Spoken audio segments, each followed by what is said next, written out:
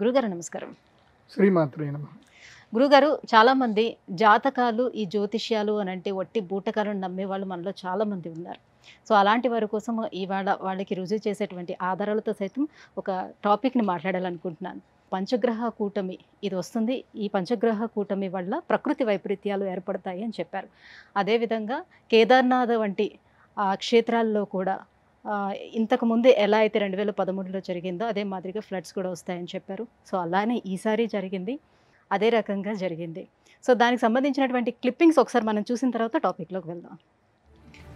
16 June 2013 ఈ combination మిథున రాశిలో సంభవించింది. అప్పుడు భయంకరమైనటువంటి విపత్తులు అనేటివి జరిగాయి. 2013లో మనకి కేదార్నాథ్ ఫ్లడ్స్ కనుక చూసుకొని ఉంటే కనుక 2013లో కేదార్నాథ్లో భయంకరమైన ఫ్లడ్స్ వచ్చాయి. ఆ తర్వాత ఈ కాంబినేషన్ మళ్ళీ ఇప్పుడు ఈ జూన్ 6వ తారీఖు వస్తుంది.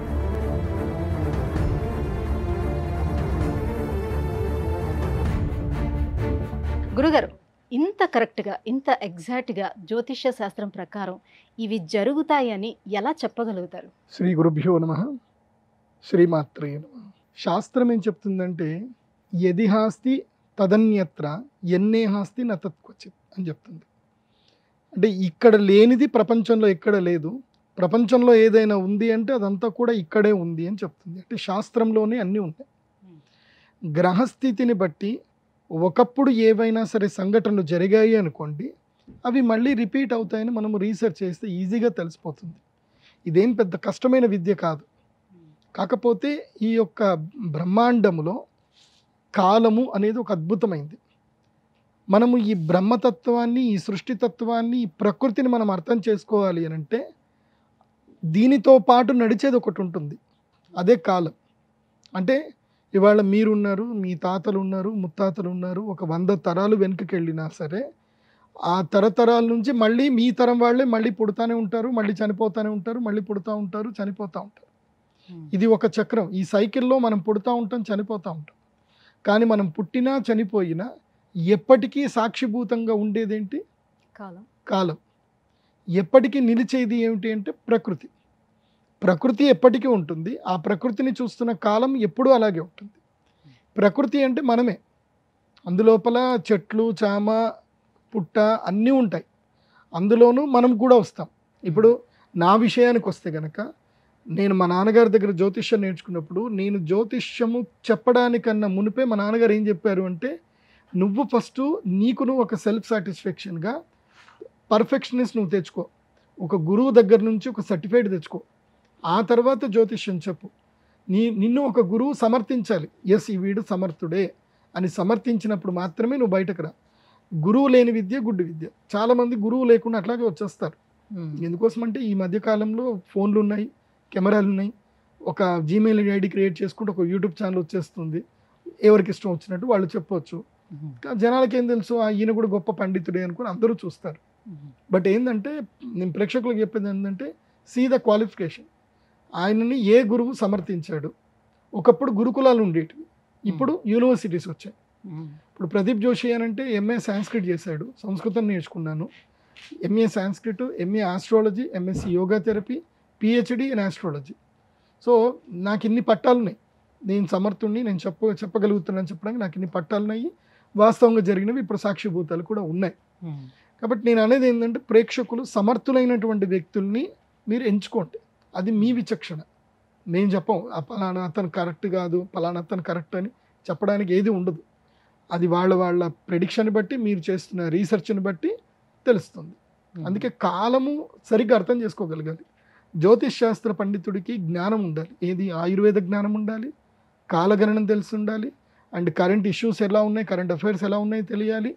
సో ప్రతిదాన్ని మళ్ళీ రీసెర్చ్ చేసే జ్ఞానం కూడా ఉండాలి. అలా ఉంటేనే జ్యోతిష్యం. గురుగారు ఇప్పటి వరకు అంటే జరగబోయేది ఇంతకుముందు చెప్పారు, అది జరిగింది, కళ్ళారా చూసాము. అయితే అది నార్త్లో ఉండే ఏ రకంగా జరుగుతుంది అనే విషయాన్ని చెప్పారు. నార్త్ సైడ్ ఎలా ఉంటుందని. నార్త్కి సౌత్కి కొంచెం డిఫరెన్స్ కూడా ఉంటుంది. సో కల్చర్ డిఫరెన్స్లు ఉంటాయి, అలాగే క్లైమేట్ డిఫరెన్స్ కూడా ఉంటుంది కదా.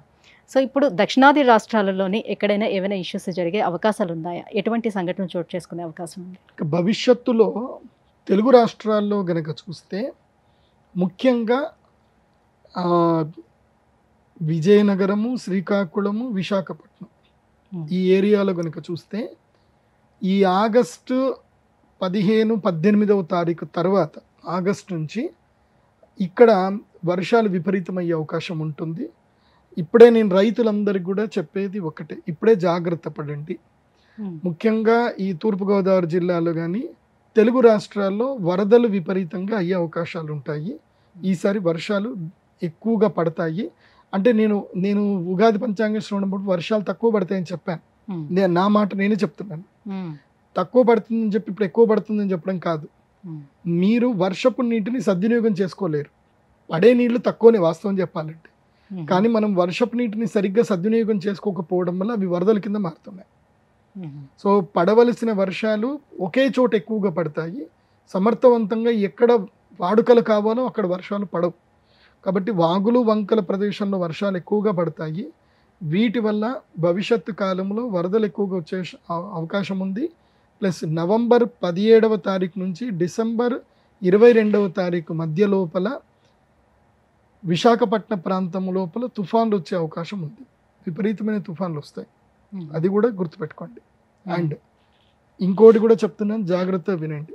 నేటి నుంచి 2 సంవత్సరాల తర్వాత 2027వ సంవత్సరము సెప్టెంబర్ మాసము లోపల అమరావతి కృష్ణానది ఆ తీరము లోపల వరదలు ఏర్పడతాయి. ఈ లోపల 27 సెప్టెంబర్కి నేను ఆల్రెడీ క్యాలిక్యులేషన్ వేసి పెట్టాను. ఇప్పుడు అమరావతిలో భూములు కొనుక్కునే వాళ్ళు కానివ్వండి, అమరావతి నిర్మిస్తున్నటువంటి ప్రజా అధికారులకు కానివ్వండి, ఇది ముందుగానే ఒక సూచనను నిర్ణయం చేసుకోండి. మీరు కృష్ణానది మీద ఏదైతే ఆనకట్ట ఇటువైపు వరద నీళ్లు రాకుండా చేయవలసినటువంటి ఏవైతే పరిష్కార మార్గాలు ఉంటాయో ఈ 2 సంవత్సరాలు చేసేసుకోండి. ఈ 2 సంవత్సరాల కాలం ముందుగానే చెప్తున్నాను. ఏం జరుగుతుంది అని అంటే అక్కడ కృష్ణానది నుంచి వరద వచ్చే అవకాశం ఉంటుంది. పెద్ద ముప్పు రాకపోవచ్చు, కానీ ఆస్తి నష్టం అయితే జరుగుతుంది.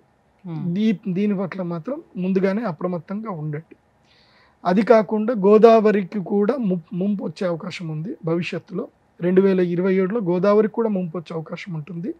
ఈ లోపల పోలవరం ఏదైతే కంప్లీట్ చేసుకొని ఆ వరద నీరు ఏదైతే ఉందో అది సరిగ్గా సాగు అయ్యేటట్టుగా 2 సంవత్సరాలు పూర్తి చేసుకున్నట్లయితే అది మేలు జరుగుతుంది.